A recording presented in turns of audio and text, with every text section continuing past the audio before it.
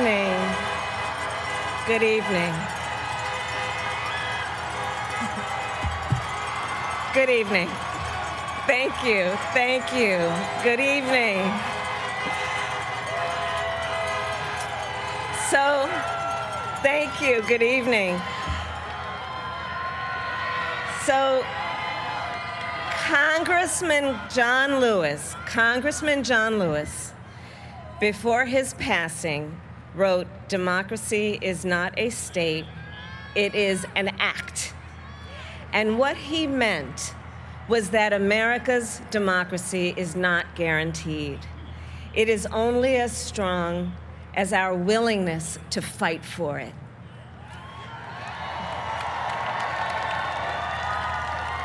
To guard it and never take it for granted. And protecting our democracy takes struggle, it takes sacrifice, but there is joy in it, and there is progress, because we, the people, have the power to build a better future.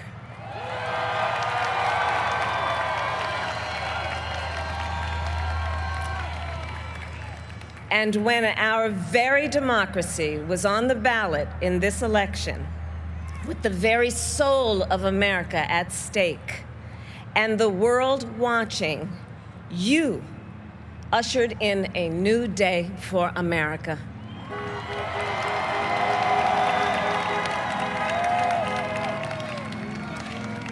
To our campaign staff and volunteers, this extraordinary team, thank you for bringing more people than ever before into the democratic process.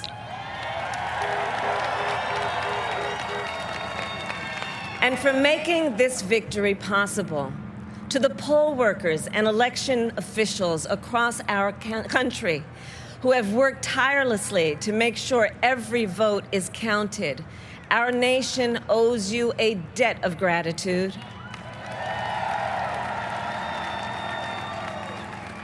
You have protected the integrity of our democracy.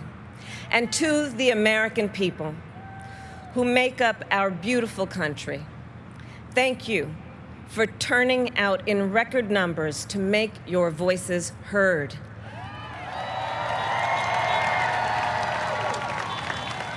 And I know times have been challenging, especially the last several months. The grief, sorrow, and pain, the worries and the struggles.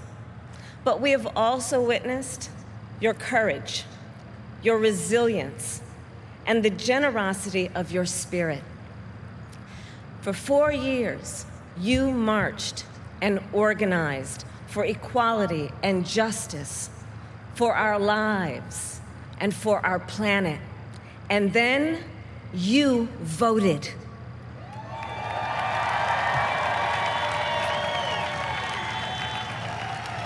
And you delivered a clear message. You chose hope and unity, decency, science, and yes, truth.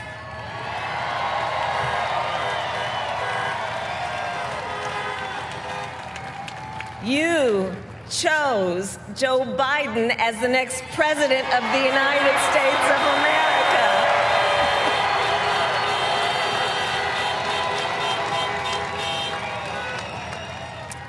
And Joe is a healer, a uniter, a tested and steady hand, a person whose own experience of loss gives him a sense of purpose that will help us as a nation reclaim our own sense of purpose.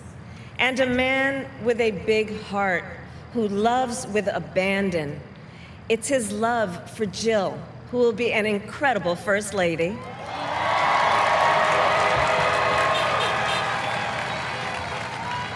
It's his love for Hunter and Ashley and his grandchildren and the entire Biden family.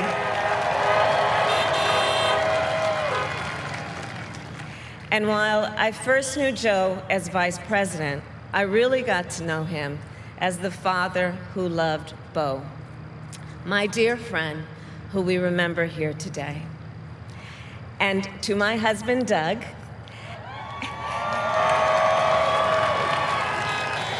and our children, Cole and Ella, and my sister, Maya, and our whole family. I love y'all more than I can ever express.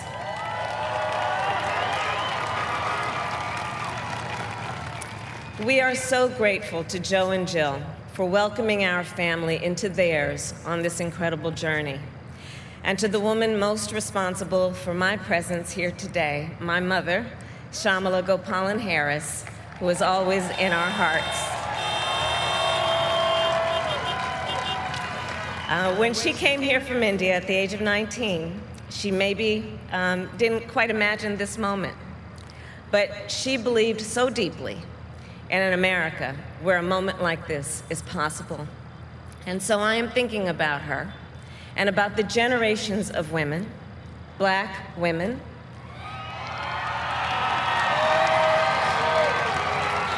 Asian, white, Latina, Native American women,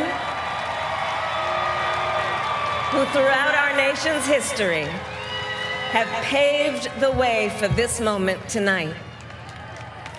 Women who fought and sacrificed so much for equality and liberty and justice for all, including the Black women who are often, too often, overlooked, but so often prove they are the backbone of our democracy.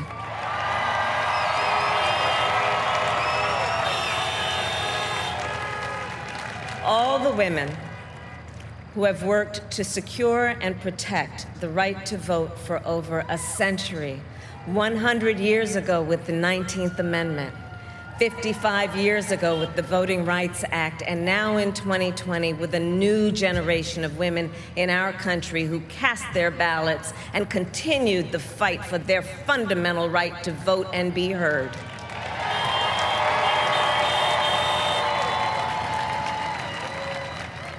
Tonight, I reflect on their struggle, their determination, and the strength of their vision to see what can be unburdened by what has been. And I stand on their shoulders. And what a testament it is to Joe's character that he had the audacity to break one of the most substantial barriers that exists in our country and select a woman as his vice president.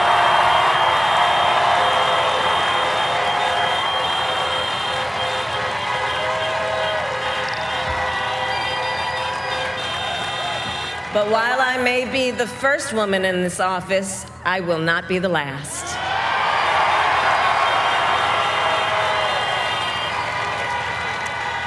Because every little girl watching tonight sees that this is a country of possibilities.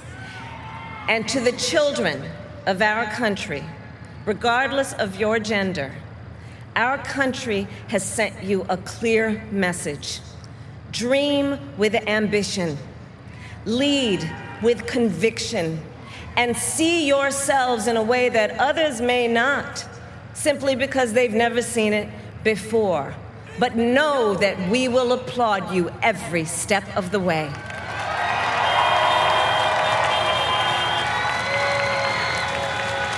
And to the American people, no matter who you voted for, I will strive to be a vice president, like Joe was to President Obama, loyal, honest, and prepared, waking up every day thinking of you and your family. Because now is when the real work begins, the hard work, the necessary work, the good work, the essential work to save lives and beat this epidemic, to rebuild our economy so it works for working people, to root out systemic racism in our justice system and society, to combat the climate crisis, to unite our country and heal the soul of our nation.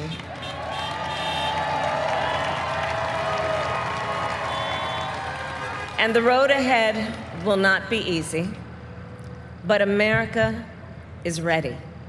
And so are Joe and I.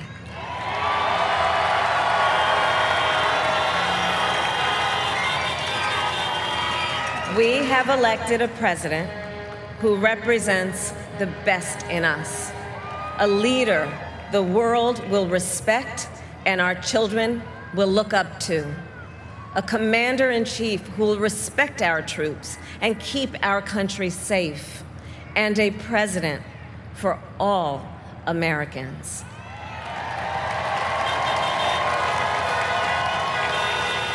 And it is now my great honor to introduce the President-elect of the United States of America, Joe Biden.